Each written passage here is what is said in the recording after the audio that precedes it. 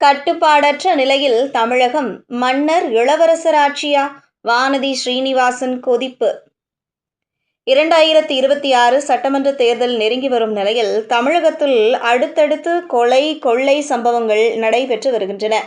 மறுபக்கம் காவல்துறையினருக்கும் காவல் நிலையம் செல்லும் மக்களுக்கும் பாதுகாப்பற்ற நிலை நிலவி வருகிறது. இதுகுறித்து பாஜக எம்எல்ஏ வானதி ஸ்ரீனிவாசன், தமிழகம் கட்டுப்பாடற்ற நிலையில் இருக்கிறது, ஆட்சியாளர்கள் மன்னர் இளவரசர் மனநிலையில் இருப்பதாக விமர்சித்துள்ளார். தமிழ்நாட்டில் சட்டம் ஒழுங்கு கடுமையாக பாதிக்கப்பட்டுள்ளது என்று எதிர்க்கட்சிகள் தொடர்ந்து குற்றம் சாட்டி வருகிறார்கள். நேற்று நள்ளிரவு ஒரே நாளில் அடுத்தடுத்து 2 அதிர்ச்சி சம்பவங்கள் நடைபெற்றுள்ளன. ஒரு பக்கம் திருப்பூர் மாவட்டத்தில் புகாரை விசாரிக்க சென்ற காவல் சிறப்பு உதவி ஆய்வாளர் சண்முகவேலு சம்பவ இடத்தில் வைத்தே கொடூரமாக கொலை செய்யப்பட்டார். மறுபக்கம் கோவை பெரியகடை வீதி காவல் நிலையத்தில் புகார் அளிக்க சென்ற ராஜன் காவல் நிலையத்திலேயே தூக்கிட்டு தற்கொலை செய்துள்ளார். இந்த சம்பவம் அதிர்வலைகளை ஏற்படுத்தியுள்ளது. அதிமுக, பாஜக உள்ளிட்ட எதிர்க்கட்சிகள் இதனை கண்டித்து வருகிறார்கள்.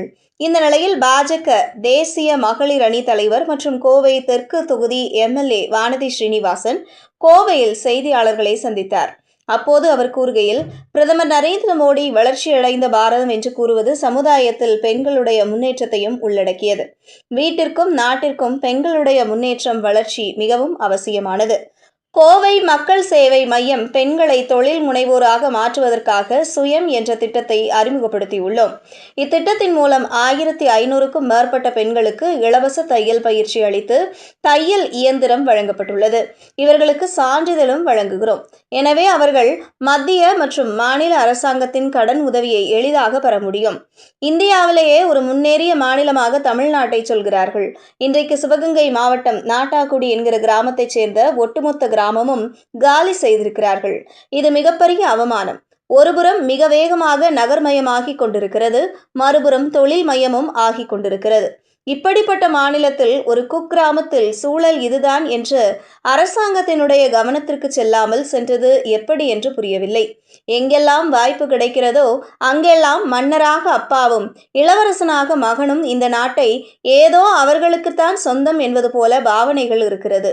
அவர்களுடைய அரசாங்கம் அனைவருக்குமான அரசாங்கம் இல்லை என்பது இதில் இருந்து தெரிய வருகிறது. அந்த கிராமத்தில் எதற்காக மக்களை இப்படி காலி செய்ய சொல்லி இருக்கிறார்கள், அவர்களின் தேவைகள் என்ன என்பதை மாவட்ட ஆட்சியர், மாநில முதலமைச்சர் ஆகியோர் கவனம் செலுத்தி கிராமத்தில் இருப்பவர்களுக்கு உதவி செய்ய வேண்டும். அதேபோல காவல் நிலையத்தில் காவலர்கள் தாக்குதல், தற்கொலை சம்பவங்கள் நடைபெறுகின்றன. மறுபக்கம் காவல் நிலைய அதிகாரிகள் மீது திமுக கட்சிக்காரர்கள் தாக்குதல், காவல்துறை சுதந்திரமாக செயல்படாததால் நிறைய கொலை சம்பவங்கள் நடைபெற்று வருகின்றன. சட்டம் ஒழுங்கு முற்றிலும் சீர்கெட்டு கிடக்கிறது. ஒட்டுமொத்தமாக தமிழகம் இன்று கட்டுப்பாடற்ற சூழ்நிலையில் சென்று கொண்டிருக்கிறது என்றார். அரசியல் செய்திகளோ, சினிமா செய்திகளோ, விளையாட்டு செய்திகளோ உடனுக்குடன் தெரிந்து கொள்ள நியூஸ் 10 தொலைக்காட்சியை பின்தொடருங்கள்.